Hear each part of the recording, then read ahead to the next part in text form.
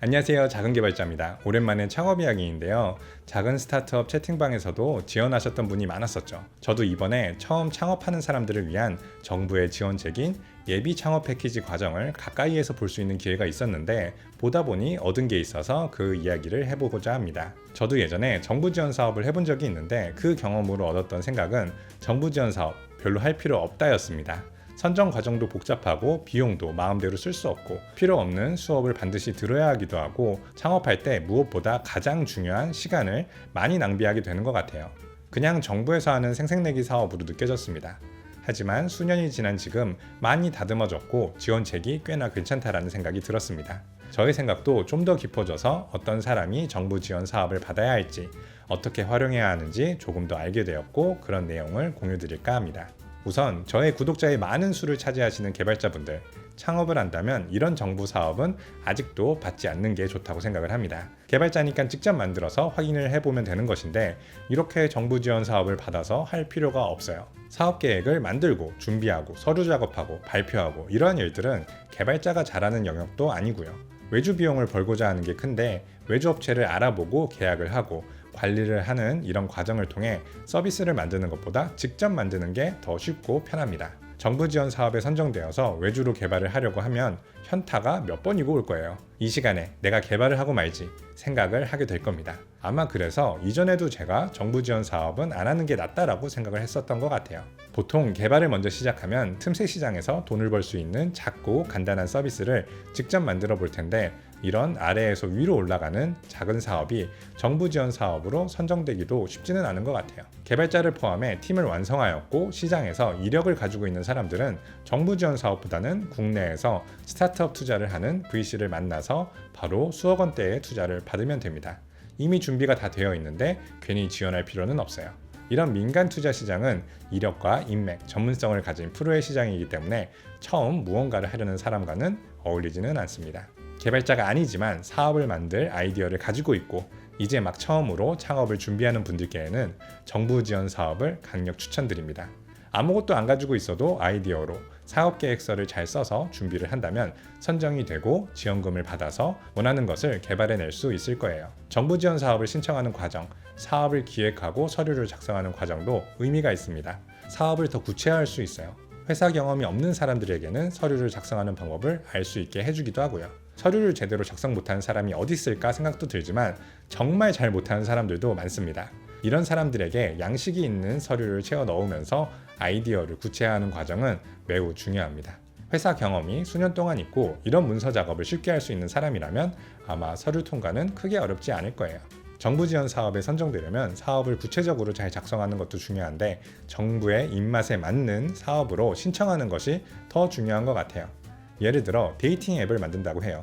남자와 여자를 만나게 해주는 아주 유용하고 언제나 큰 수익을 올려주었던 서비스입니다. 그런데 이런 서비스는 정부 지원 사업에 선정될 가능성이 매우 적겠죠. 혼인율이 낮아지고 인구가 감소하는 사회적 문제를 해결한다고 말할 수도 있지만 우리는 다르다라고 하면서 너무 많은 사람들이 같은 아이템을 사용했었고 이러한 주제가 정부나 심사위원회 이목을 끌기는 더 이상 어려울 거예요. 새롭고 미래지향적이고 조금은 공익의 성격을 띠면서 수익이 발생할 수 있어서 지속 가능한 무언가를 만드는 것이 가장 좋습니다. 이렇게 생각하면 지원할 수 있는 아이템이 한정될 것 같아요. 제가 만들었던 내맘캐 앱은 정부 지원 사업으로 적당한 서비스일까요? 저는 중간 정도의 선호라고 생각을 합니다. 수익성이나 성장 가능성에 의문을 품을 수 있지만 나름 캐릭터와 콘텐츠 사업이기 때문에 정부가 좋아할 수 있어요. 콘텐츠진흥원에서 하는 지원 사업이라면 선정될 가능성은 매우 높을 것 같습니다. 사업 중에서는 이 세상에 꼭 필요할 것 같은데 수익성이 약해서 지속 가능하기 어려운 사업들이 꽤 있습니다. 대부분 수익성보다는 의미가 좋은 사업들이 그래요. 사업의 중요한 요소 중 하나는 지속 가능성인데 이러한 점을 간과하면 안 될 것 같습니다. 사업성은 내가 판단하기 어려울 때가 많습니다. 사업을 해본 적이 없어서 그렇기도 하고 내가 내 사업만 보다 보면 무조건 잘 될 것 같은 생각이 들기도 해서 그래요. 그럴 땐 간단하게 다른 사람들한테 물어보면 됩니다. 물어볼 때 이런 사업을 해본 사람들에게 물어보면 좋아요. 내 주변의 일반인들에게 물어보면 기본적으로 반응이 별로 좋지 않습니다. 사업 모델에 대해 말했을 때 한 번에 이해하지도 못하고 될지 안 될지 판단을 아예 못하기 때문이에요. 작은 스타트업 단톡방에 물어본다면 가감 없이 사람들이 의견을 내어줄 거예요. 사업을 직접 경험하고 고민해 본 사람들이라 의견을 말해주고 싶어 합니다. 다른 사람의 사업에 대해서도 진지하게 고민해보고 의견을 만들어 나누는 게 꽤나 의미 있는 활동이기도 하거든요. 믿을 만한 의견은 흡수를 하셨으면 좋겠어요. 경험이 부족한데도 자기 확신에 빠져서 다른 사람의 의견을 듣지 않는 경우가 많은데 많은 경우 실패로 연결됩니다. 나의 생각이 도전을 받는 것에 대해 두려워하면 안 되고 적어도 상대방이 하는 이야기에 논리적이고 명확한 나만의 답변을 가지고 있어야 합니다. 가끔 사람들이 안 된다고 할 때 자기의 사업은 무조건 된다면서 다른 사람들의 비판을 자신에 대한 공격으로 생각해서 싸우는 분들도 있는데요. 아쉬운 점이 많아요. 사업을 준비하다 보면 스스로 내 아이디어에 대해 공격을 하거나 아니면 다른 사람들에게 공격을 받는 경우가 수도 없이 많은데요. 그 과정 속에서 상대방을 설득할 수 있는 수준으로 설득력을 만들거나 받아들일 수 있는 지혜를 필요로 합니다. 이렇게 좋은 이야기들을 많이 했는데 사업에 대한 고민은 원래 한 번에 좋은 아이디어가 떠올라서 결정되는 것이 아니라 고민하는 것이 쉽지 않습니다. 저도 그렇고요. 스스로 계속 되뇌이고 치열하게 고민하는 방법밖에 없는 것 같아요. 사람들은 정부 지원 사업 선정에 비법이 있는 것처럼 이야기를 하기도 하고 서류 작성을 하면서 컨설팅을 받기도 하지만 정말 중요한 것은 설득력 있는 사업인가가 중요한 것이라 문서를 어떻게 만들고 발표를 어떻게 할까 이런 것을 고민하시기 전에 사업 계획에 대해 먼저 잘 고민해 보시길 바랍니다.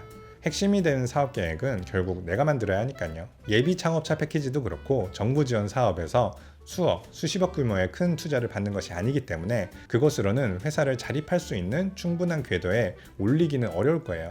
정부 지원을 받기 시작하였다면 그 아이템으로 연속적으로 추가 정부 지원 사업에 선정될 가능성이 높으니까 최대한 많은 지원 사업을 시도해서 성장의 발판을 공고히 하는 방향으로 진행하시면 될 것 같습니다. 오늘 여러 가지 이야기를 했는데요. 가장 중요한 것은 내가 하고 싶은 사업을 다른 사람들에게 이야기하고 다니면서 설득력 높은 사업으로 만드는 것이 가장 중요하다고 생각을 합니다. 그리고 세상에는 할 수 있는 사업이 끝도 없이 많은데 어려운 사업을 설득력 있게 만드는 것보다는 설득하기 쉬운 사업을 찾아내는 것이 훨씬 더 쉽습니다.